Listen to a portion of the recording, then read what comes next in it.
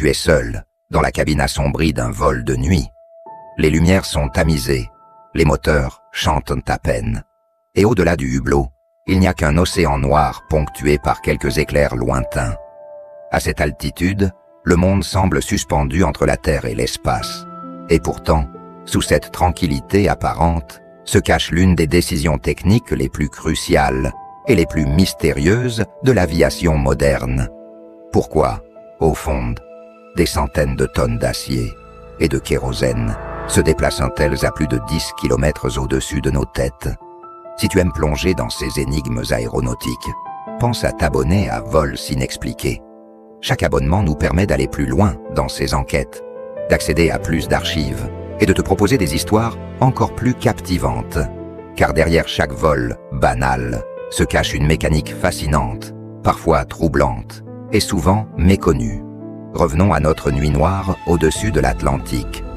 À cette altitude, l'avion n'est plus vraiment dans notre monde. Il évolue dans une zone frontière, où l'air se raréfie, où les conditions changent radicalement, et où le moindre choix des ingénieurs et des pilotes peut faire basculer un vol du côté du miracle ou du désastre. Contrairement à ce que beaucoup imaginent, les avions ne montent pas si haut par caprice technologique.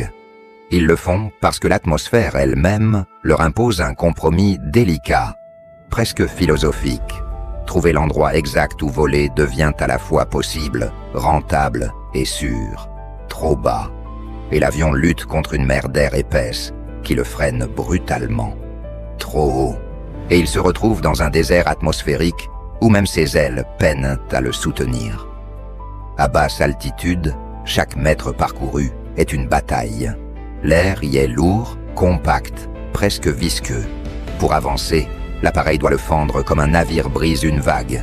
Les moteurs hurlent, la consommation grimpe, et la structure entière subit une pression constante. C'est un environnement hostile, imprévisible, traversé par des rafales, des courants chaotiques et des masses nuageuses qui peuvent déstabiliser même les avions les plus modernes. Mais à environ 10 000 mètres, tout change. L'air devient plus léger, plus fluide, l'avion cesse de lutter et commence à glisser. Cette altitude n'est pas choisie au hasard. Elle représente une sorte de point d'équilibre naturel entre les lois de la physique et les limites de la technologie humaine.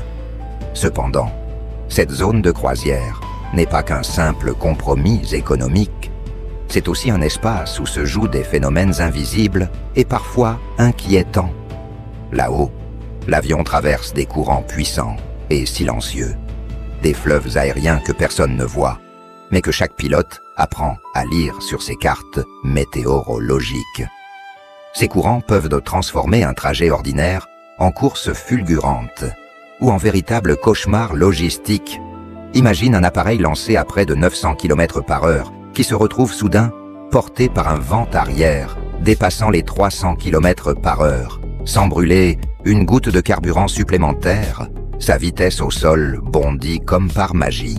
À l'inverse, s'il doit affronter ce même courant de face, le voyage peut s'allonger d'une heure entière, voire plus.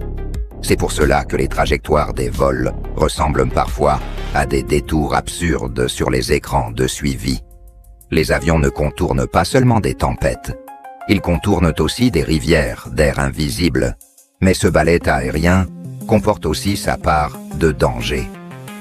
Même à haute altitude, le ciel n'est jamais totalement pacifié. Parfois, sans le moindre nuage en vue, l'appareil se met à trembler violemment. C'est ce que les pilotes appellent la turbulence en air clair. Une zone de cisaillement où des masses d'air de vitesses et de températures différentes s'entrechoquent brutalement. Il n'y a rien à voir, rien à anticiper visuellement. Seuls les instruments et l'expérience des équipages permettent de naviguer dans cet environnement instable. C'est là que l'altitude devient une assurance de survie. Plus un avion vole haut, plus il dispose de temps en cas de problème majeur. Le ciel n'est pas qu'un décor, c'est une réserve d'énergie potentielle. À plus de 10 000 mètres, un appareil privé de moteur peut planer sur des dizaines de kilomètres. Ce temps supplémentaire est précieux, parfois vital, pour trouver une piste, diagnostiquer une panne ou préparer un atterrissage d'urgence. L'histoire de l'aviation regorge de récits où cette altitude a fait la différence entre la catastrophe et le sauvetage. Des équipages ont réussi à poser des avions gravement endommagés uniquement parce qu'ils se trouvaient suffisamment haut au moment de l'incident. Là-haut, chaque seconde compte, et chaque mètre aussi. Pourtant, une question demeure. Pourquoi ne pas aller encore plus haut? Après tout, au-dessus de 12 000 mètres, la résistance de l'air continue de diminuer. La réponse est aussi fascinante que troublante. Les moteurs d'avion ont besoin d'oxygène pour fonctionner. Plus on monte, moins il y en a. À une certaine altitude, même les réacteurs les plus puissants commencent à étouffer, perdant progressivement leur capacité à produire de la poussée. En parallèle, les ailes elles-mêmes deviennent moins efficaces. Elles dépendent de l'air pour générer la portance qui maintient l'avion en vol. Si l'air devient trop rare, l'appareil doit voler plus vite pour rester en l'air, jusqu'à atteindre une zone dangereuse où la vitesse nécessaire pour voler frôle les limites structurelles de l'avion. Les ingénieurs appellent ce point extrême le coin du cercueil, un nom glaçant qui rappelle à quel point le ciel peut être impitoyable. Il y a aussi la question de la survie humaine.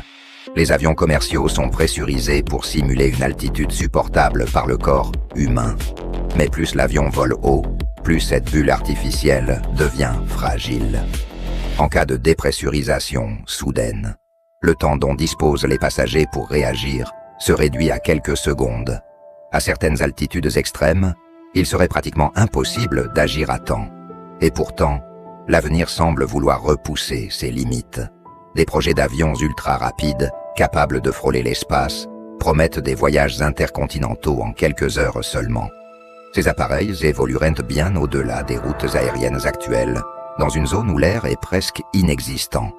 Mais pour y parvenir, il faudra réinventer totalement la propulsion, l'aérodynamique, et même la façon dont nous protégeons le corps humain en vol. En attendant cette révolution, les avions commerciaux restent prisonniers ou protégés par cette bande d'altitude autour de 10 à 12 km, une zone à la fois familière et étrangère, où se croisent l'économie, la science et le risque. La prochaine fois que tu regarderas par le hublot et verras les nuages loin en dessous, rappelle-toi ceci. Tu ne voles pas seulement haut pour le confort ou la vitesse. Tu évolues dans un fragile équilibre entre la gravité, l'air et la technologie humaine. Chaque vol est une négociation silencieuse avec les lois de la nature. Et c'est précisément ce genre de mystère que nous explorons sur Vols Inexpliqués.